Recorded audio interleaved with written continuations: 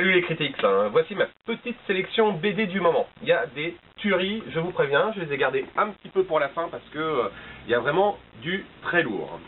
Donc pour commencer, la revue dessinée. Je ne sais pas si vous avez déjà découvert le 1 ou le 2, mais ça, on est fan absolu. C'est une savante rencontre entre journalistes et dessinateurs engagés qui nous parlent de notre société politique, sociale, économique. C'est vraiment génial, ça permet de découvrir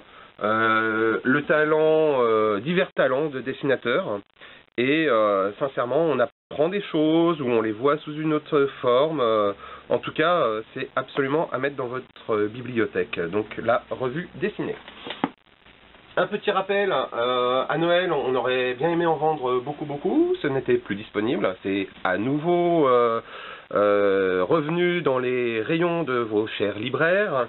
Universal War One, la série de Space Opera en bande dessinée, c'est juste indispensable, donc Universal War One aux éditions Soleil, l'intégrale, ça vaut vraiment la peine. On vous présente enfin les Before Watchmen, donc la série parallèle avant les Watchmen, en fait, la naissance de tous les super-héros. C'est vraiment super bien fait, on avait un peu peur, on a mis du temps à aller dessus, et finalement, quelle bonne surprise. Alors c'est peut-être un petit peu plus ardu que les Watchmen. Par contre, graphiquement, c'est ultra moderne et c'est vraiment bien raconté. Et puis, le dernier numéro arrive fin août, donc la série est proche de se terminer. Sincèrement, essayez Before Watchmen chez Urban Comics, c'est excellent. Pour l'information, Karma Salsa vient d'arriver, le dernier volume de la série. Je vous le présente quand même, on était très fan du tome 1 qui était vraiment excellent, le tome 2 descendait un peu, le 3, clôt la série, donc si vous avez commencé, il faut la finir. Graphiquement, ça reste une tuerie, c'est juste une petite déception sur ce qu'ils ont fait de cette série. Donc Karma Salsa aux éditions d'Argo.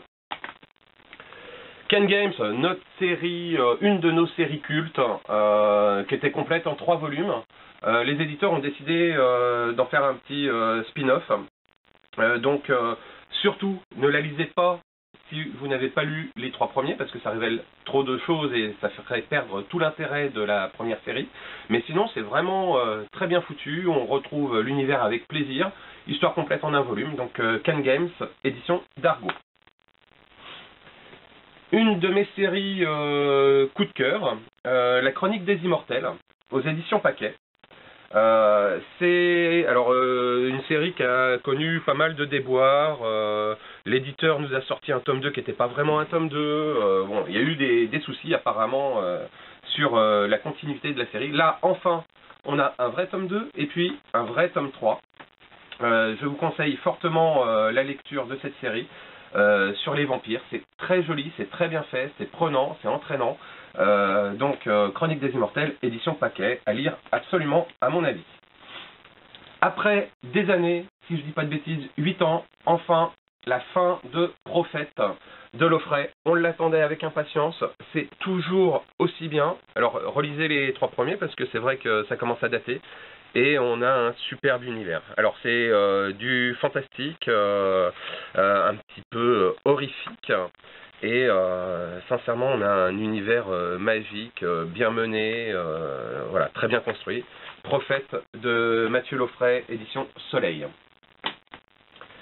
Une série atypique, Pablo, sur la jeunesse de Pablo Picasso, aux éditions d'Argo. Le 4e volume de cette série. Alors, soit vous aimez le dessin, soit vous ne l'aimez pas. C'est sûr que c'est pas forcément un graphisme facile d'accès, ni une mise en case, c'est une mise en case plutôt très traditionnelle, donc ça peut en choquer certains, mais c'est ultra prenant. On découvre, on apprend vraiment plein de choses, et sincèrement, une fois qu'on a plongé le nez dans cette série Pablo, on lâche pas, on n'a qu'une envie, c'est d'aller jusqu'au bout. Petite série jeunesse, Rock and Stone, édition Delcourt. Ça, c'est du post-apo ultra bien mené. Une histoire d'amitié, alors comme souvent, on commence à découvrir ça avec les animes, ça prend de plus en plus le pas sur la BD francophone aussi. L'amitié entre un jeune garçon et un robot. On va découvrir petit à petit ce qui se passe. Lui, il survit depuis quelques années. Son père est parti. Et puis, voilà, un robot approche. Finalement, qui ne semble pas si inamical que ça. Et à eux deux, ils vont faire pas mal de choses. Donc ça, jeunesse, adulte, vraiment très chouette. Rock and Stone, édition Delcourt. J'arrive sur les 3 gros coups de cœur du moment. Donc, Zita, aux éditions Rue de Sèvres. C'est notre série fétiche jeunesse du moment.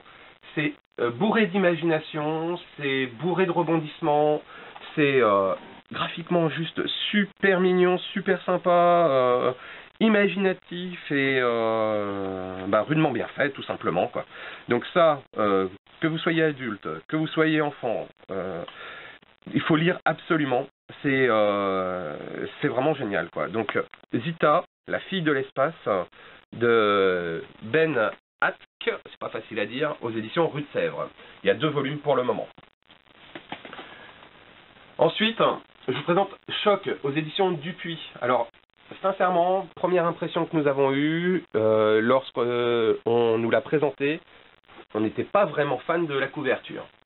Par contre, il faut vraiment franchir cette première étape, ouvrir la bande dessinée, et là, on a une série franco-belge ultra bien faite, très adulte, qui est à la fois du polar, de l'historique, il y a vraiment beaucoup de choses là-dedans. On est très pris, c'est assez noir.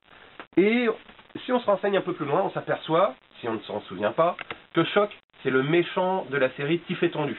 Alors que vous ayez lu ou non la série Tif et Tondu, c'est pas grave, que vous en souveniez ou pas, ce n'est pas grave non plus. C'est vraiment une histoire à part entière sur la genèse de ce grand méchant, mais c'est excellent. Donc Choc à lire absolument. Et enfin, le chouchou, il est déjà épuisé, alors normalement le nouveau tirage arrive la semaine prochaine. Les vieux fourneaux de Lupano et Coé. Alors vous savez qu'on aime beaucoup Lupano à critique. Là, c'est comme si vous retrouviez les tontons flingueurs, qui d'ailleurs, à l'heure actuelle, quand on le regarde en film, c'est toujours aussi prenant. Mais là, il y a comme une petite touche de modernité, et on retrouve une bande de 3 vieux qui ont une rancœur envers Monsieur Servier, des laboratoires Servier. Il s'est passé un truc, quoi. Donc ils vont aller le voir, et c'est bourré d'humour, il y a des dialogues énormes. Il y a une jeune fille, la fille d'un de ces messieurs qui a repris le théâtre de sa mère, le théâtre du loup en slip. Donc il y a plein de petites choses comme ça.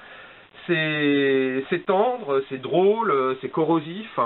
Graphiquement, c'est très réussi. Donc sincèrement, chapeau les artistes. Encore une réussite. Donc les vieux fourneaux aux éditions d'Argo. Absolument, venez vite chercher votre exemplaire. Voilà les critiques, c'était tout pour cette fois-ci, donc bonne pioche et à bientôt.